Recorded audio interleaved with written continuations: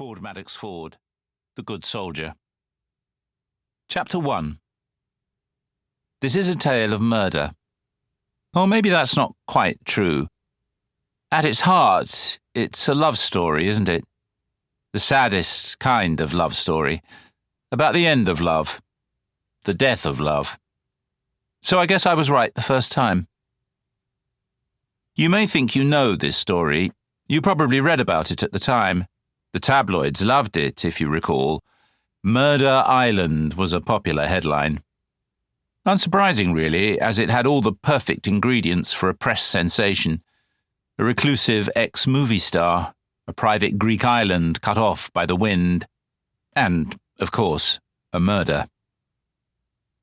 There was a lot of rubbish written about that night, all kinds of wild, inaccurate theories about what may or may not have taken place.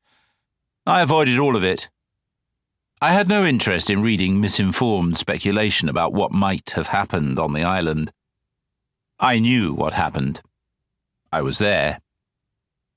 Who am I? Well, I am the narrator of this tale, and also a character in it. There were 7 of us in all, trapped on the island. One of us was a murderer. But before you start laying bets on which of us did it, I feel duty-bound to inform you that this is not a whodunit. Thanks to Agatha Christie, we all know how this kind of story is meant to play out. A baffling crime followed by dogged investigation, an ingenious solution. Then, if you're lucky, a twist in the tale. But this is a true story, not a work of fiction. It's about real people in a real place. If anything, it's a why-done-it. A character study, an examination of who we are and why we do the things we do.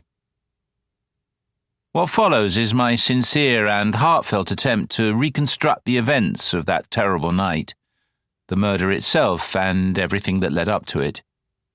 I pledge to present you with the plain, unvarnished truth, or as near to it as I can get. Everything we did, said and thought. But how, I hear you ask, how is it possible? How can I possibly know it all?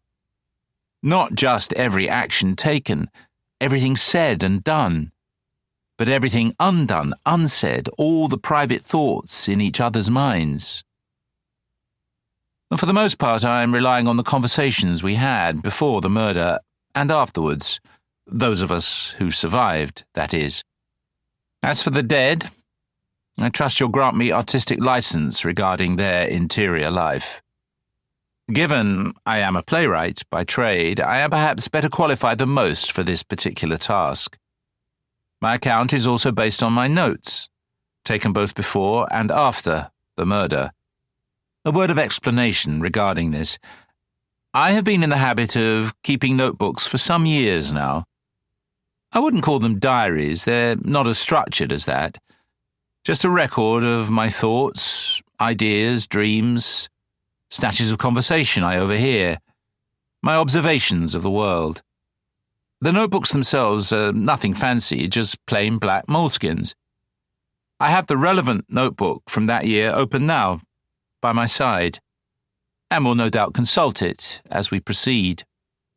I stress all this so that if at any point during this narrative I mislead you, you will understand that it is by accident, not design, because I am clumsily skewing the events too much from my own point of view. An occupational hazard, perhaps, when one narrates a story in which one happens to play a minor role. Nonetheless, I'll do my best not to hijack the narrative too often. Even so, I hope you'll indulge me the odd digression here and there. And before you accuse me of telling my story in a labyrinthine manner, let me remind you this is a true story. And in real life, that's how we communicate, isn't it?